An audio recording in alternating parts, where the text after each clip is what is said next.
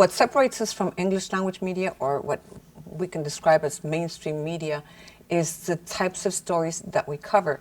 And, about 75% of our audience is bilingual. They have the choice of watching English and Spanish, and they watch us not only because of the language, but they watch us also because of the content, because they know that, yes, we're going to cover the war, we're going to cover Washington, we're going to cover, whatever news is essential of the day, but we're also going to give it a Hispanic angle, and we're going to cover Hispanic America and Latin America. So our coverage is much more complete than most.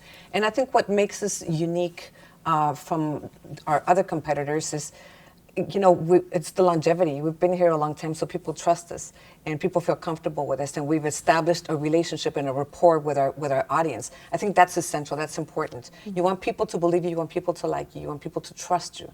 So our audience is watching us because they trust Jorge and I.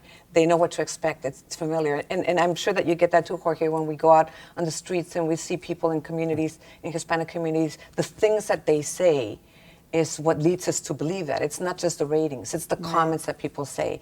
The young people now say, I grew up watching you. Yeah, my mom used to make me watch you. I used to watch you with my grandmother. We used to watch you over dinner. Whatever it is, if we're familiar to them. You're part of our family. You sit in the living room with us every day. So I think that rapport and that relationship that we have established with our audience through our longevity, through being so many years on the air, together and talking to them is one of the things that makes us different. You notice the longevity because at the beginning it was people telling you, I watch your newscast. And then it was, my mom watches the newscast. And now it's my grandma watches the newscast with me. So that's a whole generation. I would say that there are two things that differentiate what we do from other networks. I think our world is much, much wider. I think that we not only cover the news of the day, which every other network would, but also that we cover Latinos in a very specific way, and that we cover Latin America as if it's a local story. So in that sense, our world is much wider. And then I think our role in the society is different. I don't think that many news anchors in English language would be expected to guide and to be leaders when it comes to immigration, politics, health, and education. I think the audience is expecting from us much more than just be a journalist. They expect us to let them know what's important for them when it comes to immigration, who's legally here, who's not, what to do next. When it comes to scholarships, you're supporting a scholarship. Huh? I have a scholarship of my own. Yeah, I think it's that a lot of these initiatives that we have at Univision, and that both Jorge and I participate in now, some of the anchors participate also, is meant to empower the Latino community, not just inform them.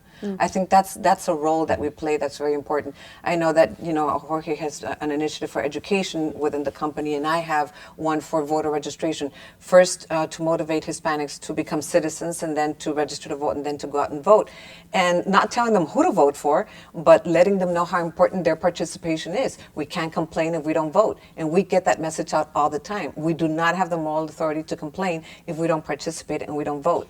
So I think that's a way of empowering people. We don't tell them who to vote for, but we give them the information that they need so that they can feel empowered and they can have a better life in this society.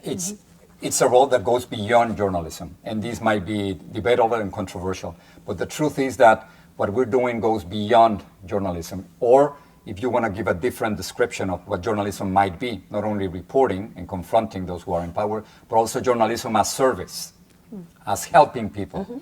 And in that sense, I think we felt the obligation to make sure that the necessities and what immigrants need in this country are being not only covered in the news, but also addressed by politicians. And that role as a journalist and as someone who helps in the community is something that you might not find with the English language networks. Yeah, like I had told you before, that's why it's important for us to do those interviews with politicians, because we want our audience to know in their own language with a translation, what the position of these candidates are, so that they can make up their own minds And also it forces them, as they're preparing for an interview with us, to focus on those issues that affect Latinos. Right. Because they're not necessarily the same issues. That's why we always say that our audience has additional needs.